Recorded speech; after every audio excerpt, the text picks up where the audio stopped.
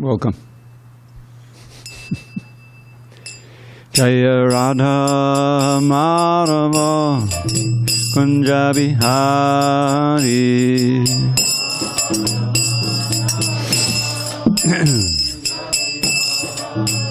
Jaya Radha Madhava Kunja Bihari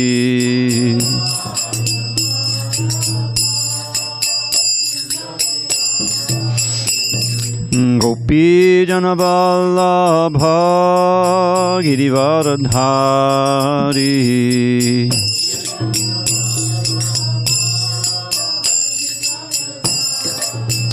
Jaya Gopi Jana Vallabha Girivardhari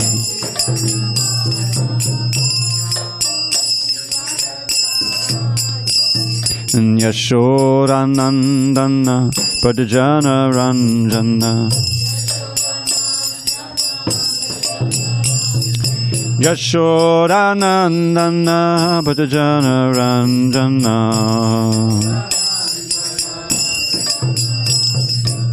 Yamuna Tira Vanachari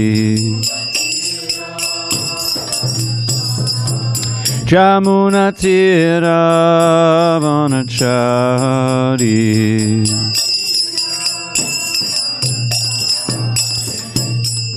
Hare Krishna, Hare Krishna, Krishna Krishna, Hare Hare, Hare Rama, Hare Rama, Rama Rama, Hare Hare.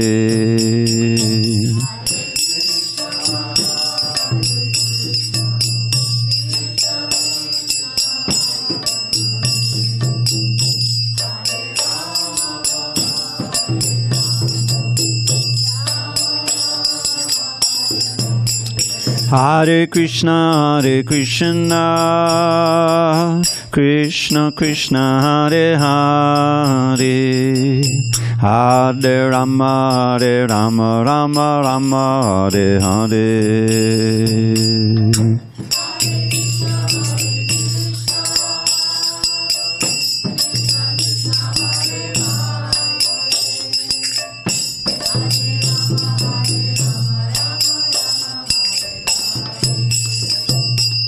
Hare Krishna, Hare Krishna, Krishna Krishna, Hare Hare, Hare Rama, Hare Rama, Rama Rama, Hare Hare.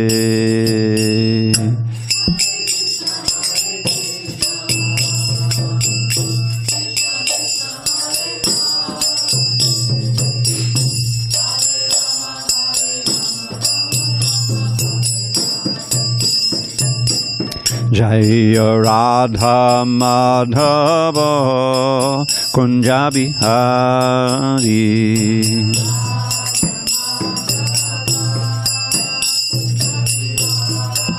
Jaya Radha Madhava Kunja Bihari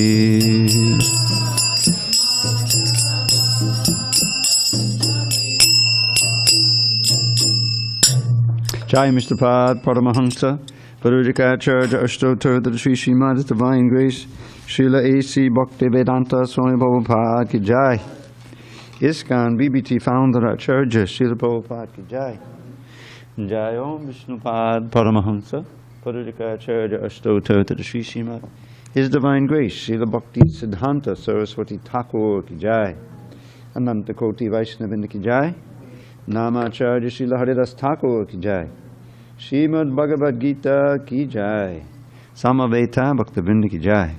All glories to the assembled devotees. All glories to the assembled devotees. All glories to the assembled devotees. All glories to Shri Guru and Gauranga. Okay. Om Namo Bhagavate Vasudevaya. Om Namo Bhagavate Vasudevaya. Om Namo Bhagavate Vasudevaya. Okay. Page 509.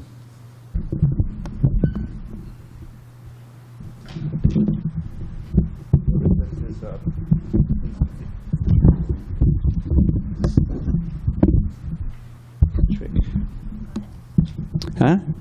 Yeah, it always needs to be done. Otherwise it gets unstable. Okay.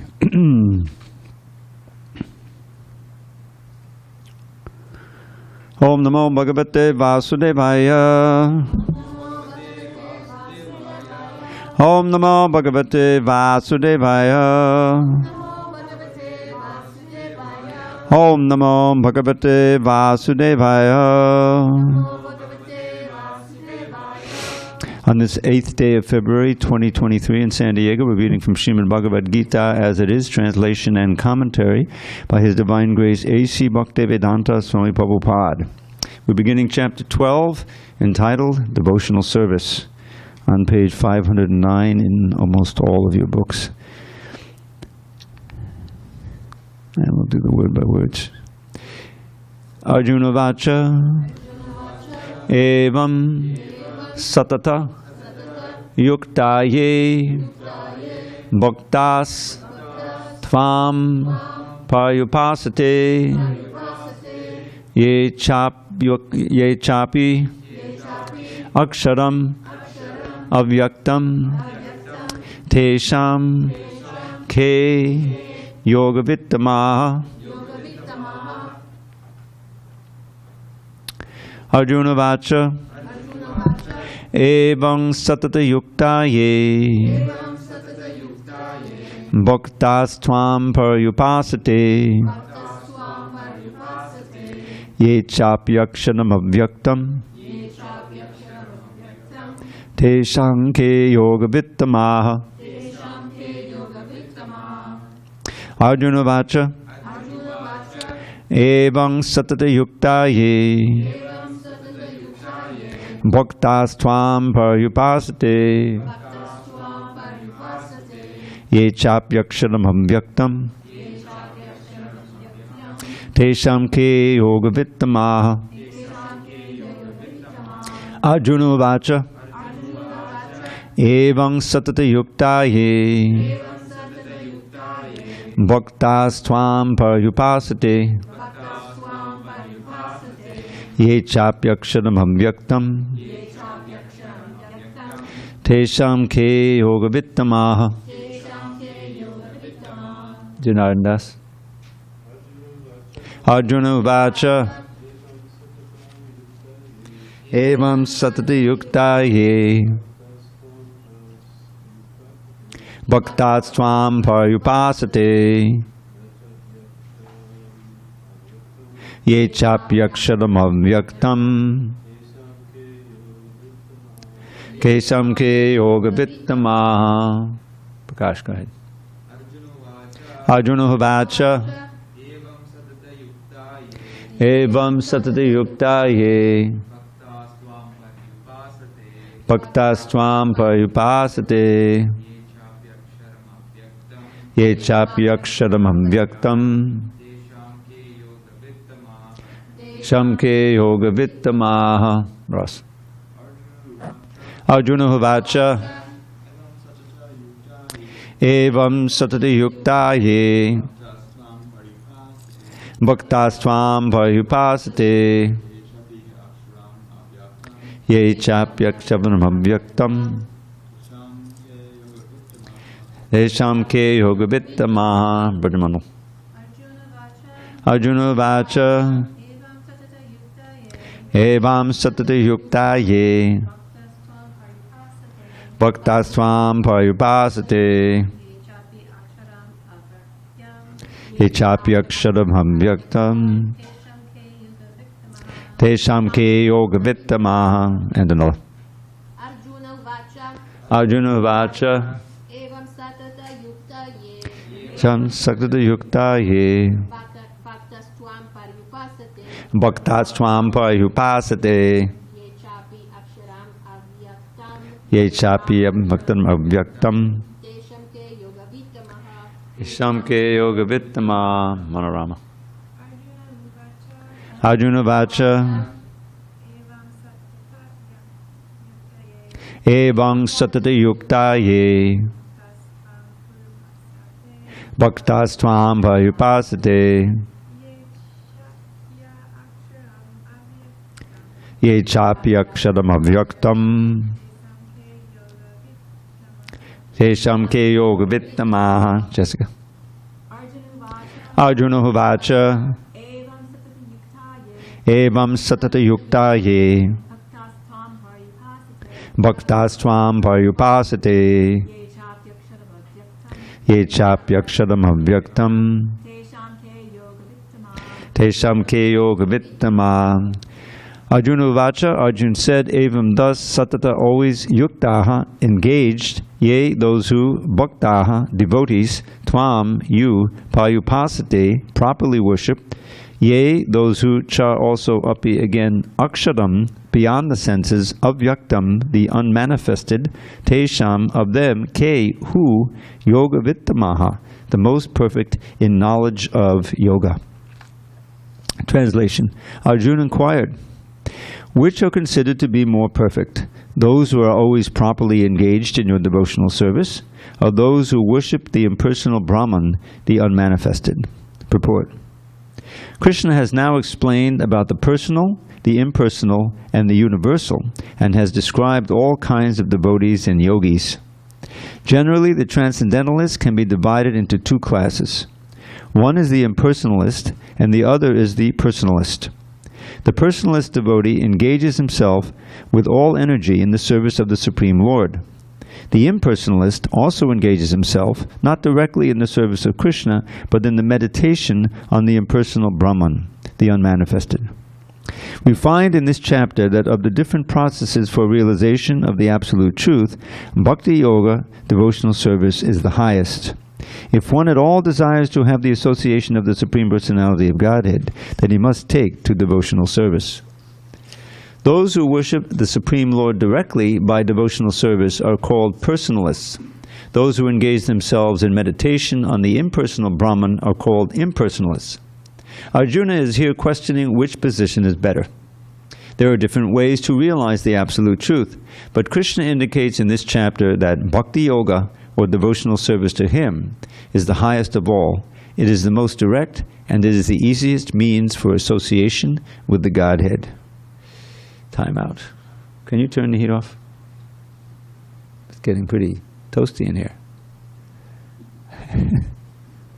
Thank you. In the second chapter of the Bhagavad Gita, the Supreme Lord explained that a living entity is not the material body. He is a spiritual spark. And the Absolute Truth is the spiritual whole. In the seventh chapter, he spoke of the living entity as being part and parcel of the Supreme Whole, and recommended that he transfer his attention fully to the whole. Then again, in the eighth chapter, it was said that anyone who thinks of Krishna at the time of quitting his body is at once transferred to the spiritual sky, to the abode of Krishna. And at the end of the sixth chapter, the Lord clearly said that of all yogis, one who always thinks of Krishna within himself is considered the most perfect. So in practically every chapter, the conclusion has been that one should be attached to the personal form of Krishna, for that is the highest spiritual realization. Nevertheless, there are those who are not attached to the personal form of Krishna. They are so firmly detached that even in the preparation of commentaries to the Bhagavad Gita, they want to distract other people from Krishna and transfer all devotion to the impersonal Brahma Jyoti. They prefer to meditate on the impersonal form of the Absolute Truth, which is beyond the reach of the senses and is not manifest. And so factually, there are two classes of transcendentalists. Now Arjuna is trying to settle the question of which process is easier and which of the classes is most perfect. In other words, he is clarifying his own position because he is attached to the personal form of Krishna. He is not attached to the impersonal Brahman. He wants to know whether his position is secure. The impersonal manifestation, either in this material world or in the spiritual world of the Supreme Lord, is a problem for meditation. Actually, one cannot perfectly conceive of the impersonal feature of the Absolute Truth. Therefore, Arjuna wants to say, what is the use of such a waste of time? Arjuna experienced in the 11th chapter that to be attached to the personal form of Krishna is best because he, Arjuna, could thus understand all other forms at the same time, and there was no disturbance to his love for Krishna. This important question asked of Krishna by Arjuna will clarify the distinction between the impersonal and personal conceptions of the Absolute Truth. Om Jnana Timirandasya Jnanandana Salakaya Chakshu Unmilitam Mena Tasmai Shri Gurave Namaha. I was born in the darkest of ignorance, but my spiritual master Srila Prabhupada opened my eyes with the torchlight of knowledge. I offer my humble obeisance unto him and all members of Sri Parampara. So this theme of the... Would you like to get a seat? You can sit on the bench or you can pull up one of those nice little cushions. There you go. And maybe we could supply her with a... oh, he's getting... Okay. We're on page 509, 510. So this theme of the debates, if you will, between the personal and the impersonal conception of the Absolute Truth, and which is actually perfect, or which is more conducive and natural for the living entity, is ongoing. And when Prabhupada came to America, he confronted various manifestations of the same impersonalism that he was fighting in India. And there were certain statements that are very clear and that we should kind of all know, which refute the impersonal view. The impersonal view says that, various reiterations of it, but that we're all ultimately one, Brahman, Tattvamasi, have you ever heard that?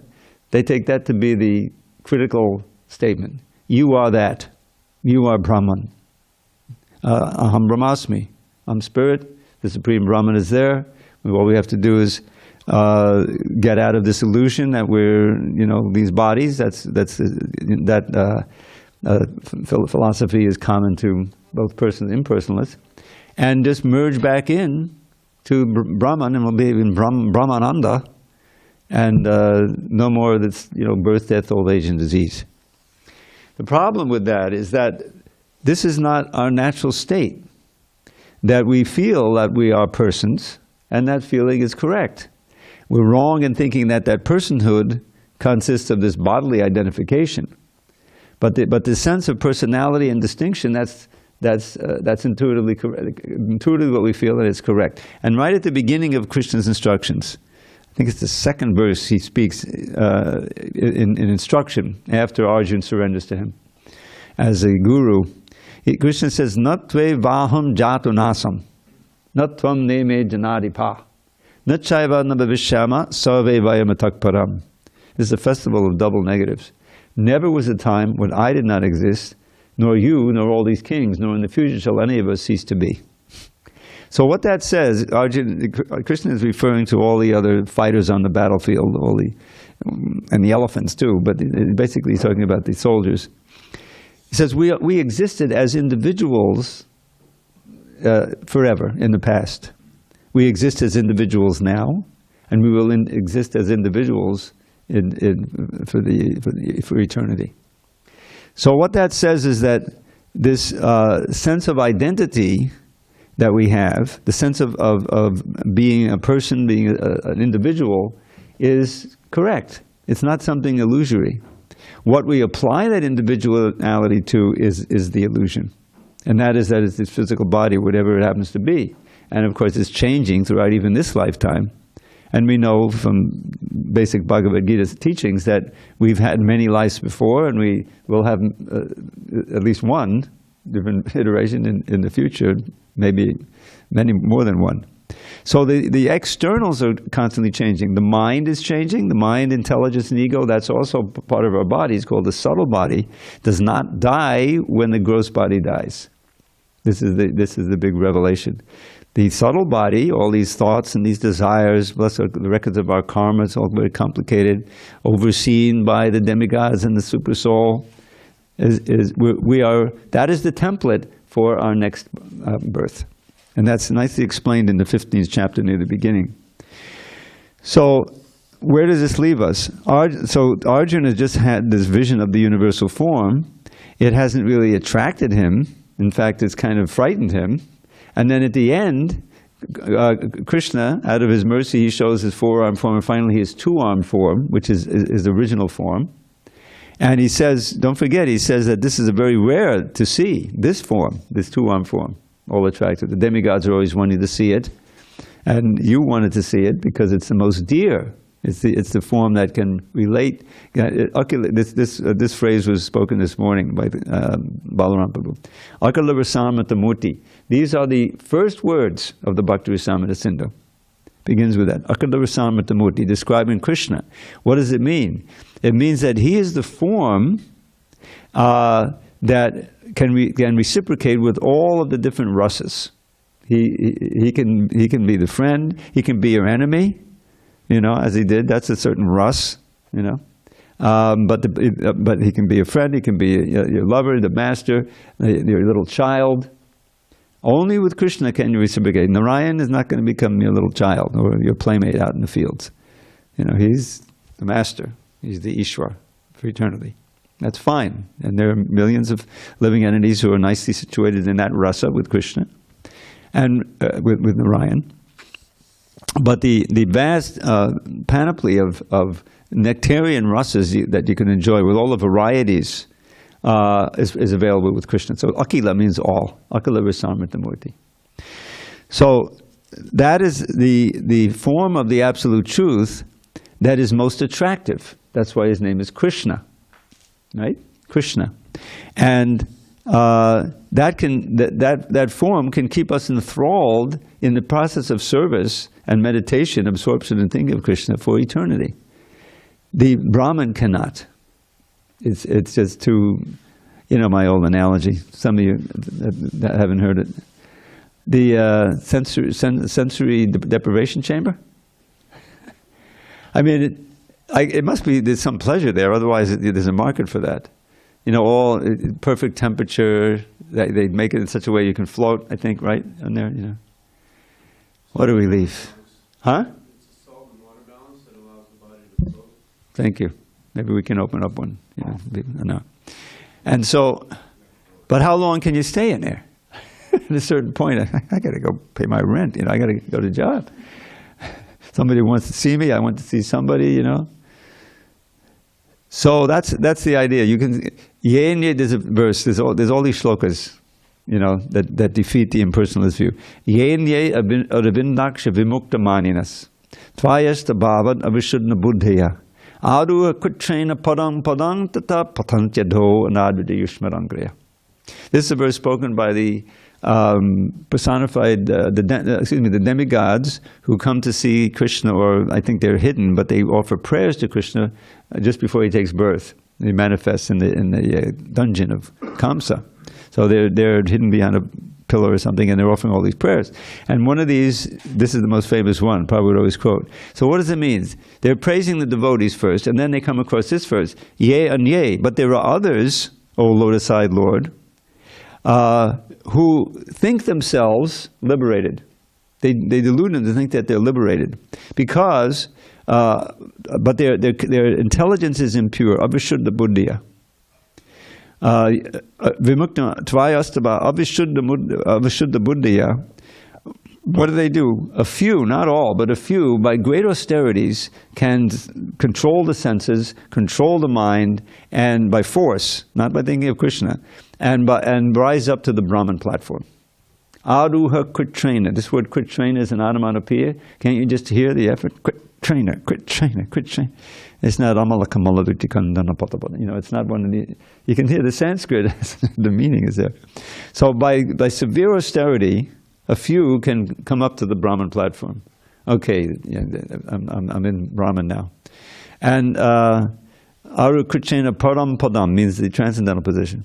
Patantyadho. But they fall down again. Anadrita Yushmarangriya, because they are averse to serving your lotus feet. So what do they do when they come down? Prabhupada says, they open hospitals, they do this, they that, they whatever. You know, they start yoga societies and come to America, cash in. Whatever it is, it's not transcendental. You know, maybe mode of goodness. So that's one of the verses. There are several verses right here where Krishna directly says, you know, in a couple of verses he'll answer the question very tight. And just by the life of the Chaitanya Charitamrita, we see how you have a series of you know, really empowered impersonalists with many followers like Prakashananda Saraswati, and also Sarvabhauma Bhattacharya. He wasn't didn't have as many followers, but he was known as a leader of the impersonalists in Jagannath Puri, although he was in charge of the temple. But he was empowered, and Lord Chaitanya defeated them. You don't see anywhere where someone who's a bhakta, you know, who's advanced at tasting bhakti rasa and is chanting Krishna and relishing, says, I think I'll become an impersonalist. It doesn't happen. You don't give up the higher thing for the lower thing. But you have, even, you know, we have the Kumaras and Shukadeva Goswami. They're not Mayavadis, but they were impersonalists. They preferred the Brahmananda. And they were completely detached, you know. But when they heard, in the case of the four Kumaras, they smelled the fragrance of Krishna's lotus feet mixed with the Tulsi manjaris. When Narayan came to the gate of Vaikuntha, he heard the disturbance. You know, the pastime is that the Kumaras, they were great Brahmanandis and reservoirs of knowledge. They looked like little children, 5 or 6 years old. They kept themselves by their yogic power that age, so they wouldn't get agitated. And, you know, their father wanted them to be progenitors. Said, no thanks, we don't want to get married. He became very angry, and between his forehead comes Shiva, Rudra. So, and then they went off and they became the Kumaras, and they would go and they would teach. Beautiful, in the 4th chapter, I highly recommend the teachings of the Kumaras to Maharaj Prithu. There's very important instructions. But then they went up to Vaikuntha. They thought maybe they could get in and see Vishnu, you know. But the Jaya and Vijaya said, well, you're not real, you know. I mean, the idea was that they're not full-on devotees yet. They're Brahmanandis. So you're not allowed in. They became angry, furious, you know, which is a sign that they weren't as tolerant like devotees. And they cursed them, you know. And that's how we get Hiranyakashipu and Hiranyaksha, Ravana and Kumbhakarna, and then Shishupal and Dantavakra in Krishna Lila. They're all the same, 3 after 3 births. So what happened with the Kumaras? So they're up there at the gate, and there's this altercation going on. So Vishnu, he hears it, and he starts walking toward the gate. And when that fragrance of the lotus feet and the Tulsi manjaris enters the nostrils of the Kumaras, they undergo a transformation. There's a beautiful verse about it. And they become devotees on that day. And then they're so contrite and so regretful that they curse the devotees. And they say, we're surely going to hell. And there's a verse which I'll have to dredge my memory to get it. But that they pray, we're surely going to hell for our, you know, cursing the devotees, but please let all our words be like the Tulsi leaves that are glorious by offering to you. Let our ears be fulfilled just hearing about you. In other words, they become full-on devotees. And they have their own sampradaya after that. And it's not that sometime they said, you know, we really missed that impersonalism that we were doing. Let's go back and have a little taste of that. No. Once you get to the point of bhakti, it's a big relief. And Prakashananda, he and all of his thousands of followers became devotees of Lord Chaitanya, dancing and chanting. So that will become clear here. And Arjun is asking the perfect question, and that we should also be answering, because we want to, you know, someone who's serious about transcendental life should want to perform that activity that he or she can get the highest goal by our efforts. So what is the best way? What is it? And so that will be answered very distinctly by Krishna. Any discussion on these points?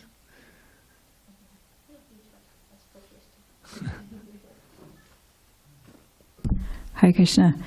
It's a comment. I did one of those sensory deprivation tanks. Oh, you did? Yeah, it was awful. Terrible, huh? It was just like it's like a pod, and it's dark, and it just has a little light in it. So it's kind of scary. Like okay, I'm in a closed space, and I can't get out. And it was called samadhi. Just see. But it wasn't blissful. I was ready for it to be done. Oh, thanks. Yeah, Nobody will try it now. yeah, don't waste your money. Seriously, I didn't pay for it. But thanks for that. So I don't know if it's a question or observation, but so you said the different forms of Krishna, like it can be a baby, there's different. So I tend to focus on Krishna as Krishna Radha. I like that form because I think it matches my personality in a way. Because I see like a feminine, masculine, and a friend. But so maybe a person, I would never imagine him like a child because I'm not really child-driven. So, but that would be that each person, depending on their personality, they envision it different. How does it work? Because well, some people. First of all, it's like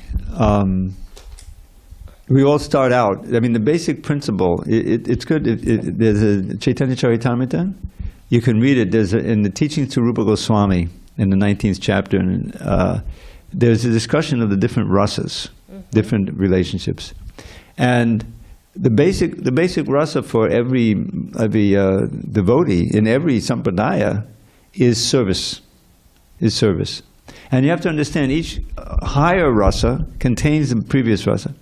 So it basically has service, friendship, parental rasa, and the conjugal rasa. So. But also there's kind of a foundational rasa which is called Shanta Ras, where you're not actively serving, but the characteristics are that you're completely satisfied just thinking of Krishna, meditating on Krishna, and you have absolutely no attraction for material pleasures. That's no longer there. So that's even in Goloka you'll find elements of that. It's said like the flute. The flute is just there. But it's engaged, and the gopis are envious of the flute. Oh, flute! I forget. Gopanganangana vimohana manta diksha. What is the mantra you were initiated in that has given you this incredible benefit, position to always be embraced by the hands of Krishna and kissed by his lips? We dream about that, and it's so difficult to even attain his darshan. So the flute is, it just sits there and waits for, it's Shanta Ras. And then there's even in servitorship, amongst Krishna's friends, there are those who are a little younger who are always more, in the servant mood. Those are the equal age where they compete with Krishna, they'll wrestle with Krishna, and joke with him and everything, and cavort, they're like equals. He hides, with the Yoga Maya, he hides his magnificent powers like he showed with this universal form, so that they can deal with him on an equal level. And then there's those who are a little older who have a protective mood of Krishna. So it's kind of tinged with a little parental, to take care of Krishna. So there's kind of a spectrum like that. And then of course there's the parents, of course, led by Yashoda and Nanda, but also all the elder gopas and gopis have that parental ras with Krishna. Protective, and then of course there's the cowherd girls and the wives, and they're also have the most intimate relation with Krishna, but that they're his best friends. They're ready to sacrifice anything for him, protective, and they want to serve his desires. There's a wonderful song at the very end of the Chaitanya Charitamrita. It's Lord Chaitanya's own explanation of the final verse, where Radharani is revealing that whether he tramples me, whether he embraces me, whether he ignores me, he'll always remain the Lord of my life. How's it go? Let Madhava embrace this maid who's fallen at his feet, or let him trample me on my most ardent hopes' defeat by never giving me a chance to see him anywhere, thus shattering my heart and plunging me into despair. He is a reckless libertine. How's it go? Not a saint. Yeah. So he's a restless libertine and not a saint. So let him act in any way he likes without restraint. Yet though his cruel and crooked ways may cause me constant woe, Krishna is the only Lord my heart shall ever know. Now this is not an ordinary affair here, which is easily broken up, And then there's a long explanation by Lord Chaitanya. which is worth reading. And it describes it. Radharani says, if Krishna wants to be with some other gopi, then I'll go to that other gopi and take her hand and bring her to Krishna. Because my only desire, and this you can see the contrast between material affairs and this relationship. My only desire is to see Krishna happy. If he wants to be with the other gopi, that's my happiness. You see? And the fourth chapter of Adi Leela, if you're interested in this, it's very illuminating, describes this. The distinction between sense gratification and bhakti. Atmendriya priti vancha tare bali kama.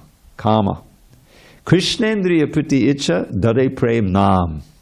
So the difference between kama and prema, one is a distortion of the other. The desire to please one's own senses, is kama. The desire to please Krishna's senses is prema. And that's our natural state.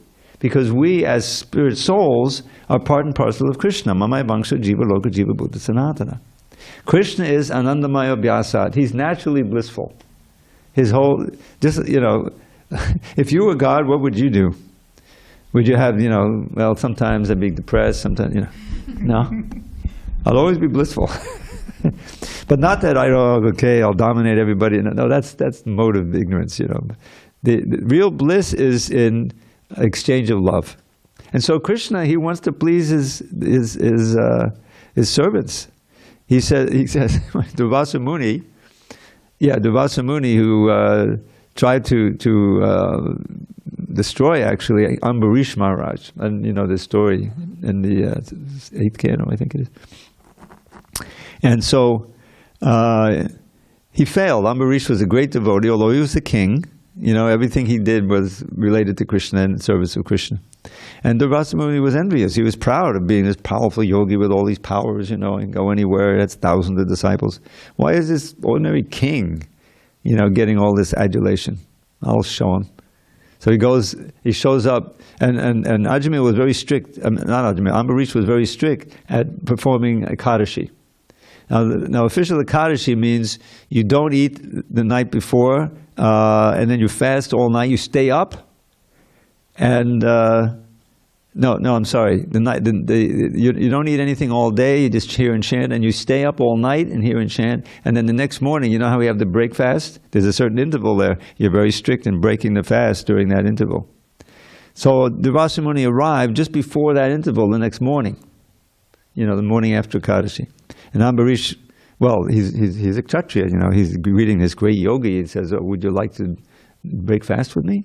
He says, sure, let me just take a bath. This is common. So he planned it, so he stayed in the bath up to the end of the interval. So he put Ambarish in a great dilemma, what to do, because if you eat before your guests, this is a great offense. You don't want to offend Durvasa Muni. So Ambarish, he consulted his Brahmins. They didn't know what to do, so I think I'll just take some water. That's breaking fast, not breaking fast. Just like, you do a water fast or something. So he sipped a little water. Big offense. Would you take offense if your guest took a little water? So Durvasa knew that by his mystic power. So what have you done? You committed a great offense by eating, consuming before.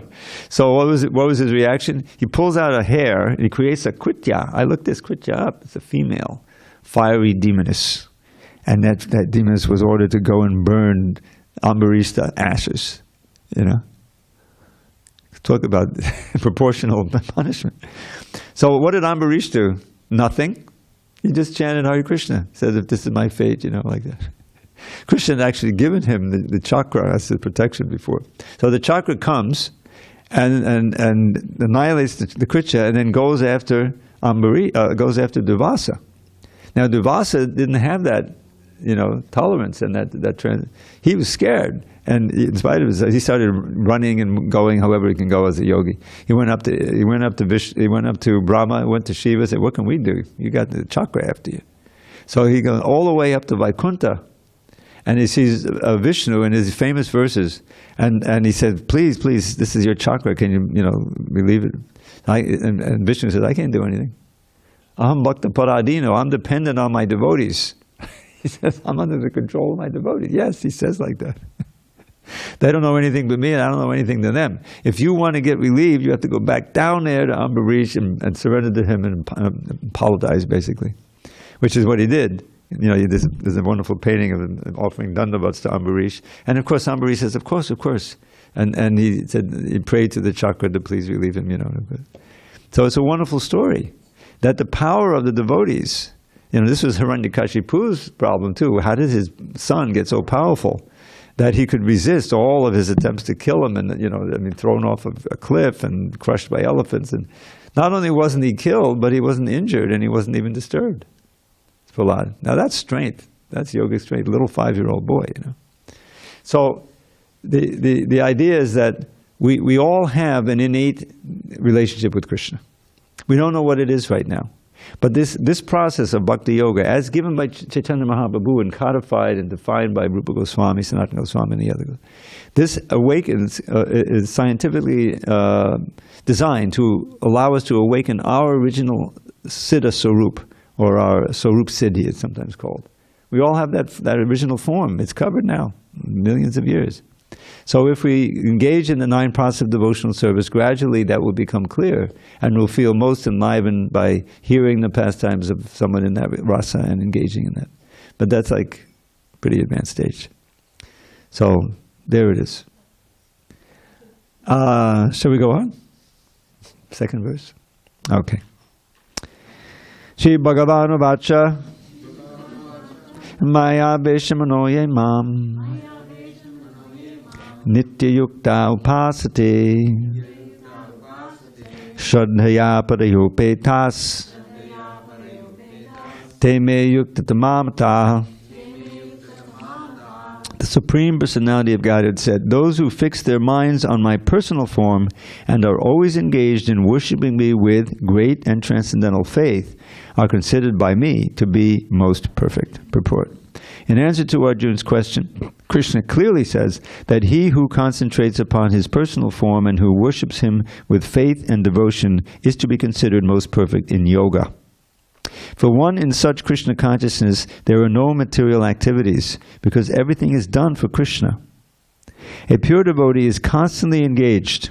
Sometimes he chants, sometimes he hears or reads books about Krishna, or sometimes he cooks prasadam, or goes to the marketplace to purchase something for Krishna, or sometimes he washes the temple or the dishes. Whatever he does not let a single moment pass without devoting his activities to Krishna. Such action is in full samadhi. And this was Prabhupada's great example for us. How he sacrificed so much just to present us with this knowledge and with this practice. And he himself was an example of it. He gets getting up in the middle of the night to write the books, you know, and meeting with so many people, teaching devotees how to cook prasadam, how to worship the deities. The Gurvashtrika prayers we sing practically outlines Prabhupada's creation of this movement. First of all, he makes the effort to come, out of his mercy to give us this, to relieve us from the forest fire of material life. And then what did he do? He gets us to chant. Mahaprabhu Kirtana Nitya Gita Vadita Madhyan Manasoma Rasena. He himself is blissfully chanting. Just visualize that wonderful film of Prabhupada chanting in Tompkins Square Park. 3 hours beating that little half a bongo drum. I used to play the bongo drum, So he's beating, and people are gathering, and like the whole thing. He himself is absorbed, and he's absorbing people. He's giving them the Yuga Dharma right there. So, and then when you get a little followers, then deities, right? The next is the deities. It's all the deities. You've got regulated. You have the temple. You have the opportunity to see, relate to the form of Krishna. And then when you get deities, what's the next thing that happens? Prasadam, verse number 4. Chattavadashi Bhagavad Prasad. And he's not so enlivened eating it. He's enlivened seeing the devotees satisfied by taking prasadam. That's the verse, right? It's all mercy. So this is the process by which Krishna reaches out. Krishna is reaching out personally by coming through his books, through his expansion of Vyasadeva, the Bhagavatam. All of that are the words of Krishna. And he reaches out through his incarnation, or himself in the form of Lord Chaitanya, always trying to give us a way how we can perceive him with our covered senses. Right? Atakshi Krishna namani nabhave grayam indriya. With the present senses, you can't perceive the spiritual form of Krishna. But if you begin serving him, beginning with the tongue, Hare Krishna, Krishna, and tasting prasadam, with the right understanding, then eventually, if you practice nicely, the senses become purified and he reveals himself proportionally. This is the idea. So that's all personality. That's the process of bhakti, which culminates in Anandam Buddhivardhanam, an ever-expanding ocean of bliss. It sounds like pie in the sky, but it's not. That's the reality. This is the illusion. This is the fake happiness that comes from Maya Sukhaya, it's called.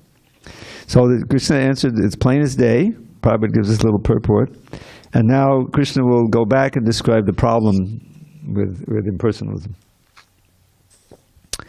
Ye tvakshanam anirdeshyam avyaktam paripasate sarvatra gammachintyam cha kutastam achalam dhruvam sanniyam yendriya gramam sarvatra samabuddhayaha te prapnavanti mameva sarvabhuta hitevataha. But Krishna is very magnanimous here. Now he's giving the impersonalists, some props. But those who fully worship the unmanifested, that which lies beyond the perception of the senses, the all-pervading, inconceivable, unchanging, fixed and immovable, the impersonal conception of the absolute truth, by controlling the various senses and being equally disposed to everyone, such persons engaged in the welfare of all at last achieve me. Purport. Those who do not directly worship the Supreme Godhead, Krishna, but who attempt to achieve the same goal by an indirect process, also ultimately achieve the same goal, Sri Krishna. Quote, after many births, the man of wisdom seeks refuge in me, knowing that Vasudeva is all. This is from the 7th chapter. When a person comes to full knowledge after many births, he surrenders unto Lord Krishna. If one approaches the Godhead by the method mentioned in this verse, he has no control. He has to control the senses, render service to everyone, and engage in the welfare of all beings. It is inferred that one has to approach Lord Krishna. Otherwise, there's no perfect realization. Often there is much penance involved before one fully surrenders unto him. Now, one thing I have to say, because I'm so attuned to the editing and the word meanings, Prabhupada would use the word penance and austerity as synonyms. And he would sometimes say austerities and penances, but it means basically the same. But if you look them up, there's a difference in the dictionary. Penance has to do with penitence. And it means you're atoning, conscious of so many sins you performed. And often these penances are prescribed by the church.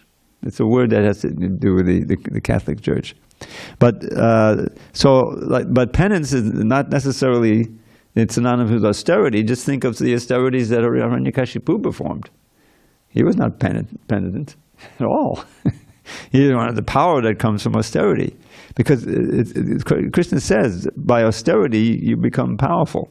Just think, people who want to become champion athletes or something, all the austerities they got to do for that, get injuries, whatever.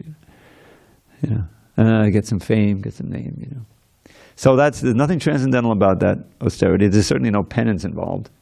But anyway, in Prabhupada's vocabulary, they're synonymous. In order to perceive the supersoul within the individual soul, one has to cease the sensual activities of seeing, hearing, tasting, working, etc. Then one comes to understand, excuse me, that the Supreme Soul is present everywhere. Realizing this, one envies no living entity. He sees no difference between man and animal because he sees the soul only, nor not the outer covering. But for the common man, this method of impersonal realization is very difficult. Just like we had in the 6th chapter, there was a fairly detailed outline there of how to practice dhyana yoga. Ashtanga Yoga, right? You remember 6th chapter? And what was the result? It was very impressive. You know, you enjoyed unlimited happiness through transcendental senses. Once achieving this samadhi state, you'll think there's no greater gain than this. It's very blissful, but very inaccessible to modern. Even Arjuna says, what is it? Chanchalam hi mana Krishna pramati balabhadram. I mean, can't we relate to that? How the mind is very obstinate, it's very flickering here and there. To try to control is like trying to control the wind, right? By the force of will, you know, sit in that place in pranayama. Have you ever tried? I tried to use meditating, you know. I was able to sit in lotus posture for a while when I was younger. But I couldn't do it for more than 15, 20 minutes. That's max, you know. It's very difficult. But then, you know, when you start chanting Hare Krishna, I mean, it's not, you know, it's a serious commitment to chant 16 rounds every day, you know, a couple of hours, you know. But it's feasible. Yeah, it's a struggle with the mind sometimes, you know. But the point is, you can feel there's something going on there. That you feel yourself contacting Krishna. Yeah, everyone who's chanted can feel it through the holy name. But with no real previous qualification, just that, you know, all right, I'll try it. You got any extra beads? Hare Krishna, Hare Krishna. No, what is that? Nam namakari bahudani jasarva shakti tatrabitani yamitak smaranena kala. Lord Chaitanya's verse, he says, you've empowered the names. You invested your Shakti in each of these names. Krishna, Govinda, and Keshava, 2 of your names have no end, and in each of them you have invested your potencies, leaving none out. Whenever we want, we can chant them without the slightest restriction of time or of place, or candidate. That is implied. Oh Lord, who can fathom your infinite grace? But I'm so wretched, devoted, of shame that I haven't developed a taste for your name. So the whole idea is that if you have faith, see, this is the idea. You sadhu sangha, you hear, you read, that, oh, this sounds really wonderful if it's true, and then you meet some devotees, you know, even the guru, and they've been practicing for so many years, and it's feasible to do it, and you can see they have something you want, you know, peace, joy, whatever. So then he says, well, okay, how do I do it? Okay, well, I'm going to have to invest $5 in beads and a bead bag and accounting beads. Okay, I'm going to make the investment. You know, so and you got your own beads. You can chant. You know, on your way to work. I used to chant driving to work. The point is that Krishna has reached out. He's made it very easy for anyone in this age to begin the process. And you read about the glories of just chanting one name. What to speak of really trying to chant? You know, there's no loss, no diminution. What Prabhupada said, there's no cost. Why not try it? The benefits are so great, you know, and really it is. So, on the other hand, you know, this impersonal process is practically impossible. So we should read this next. Oh my God, we're out of time. We'll have to save that for Monday. But the next verse kind of puts the nail in the coffin of trying to be an impersonalist. It's not worth it. Okay, all glory to Srila Prabhupada. Thank you for listening. Hare Hare Bol.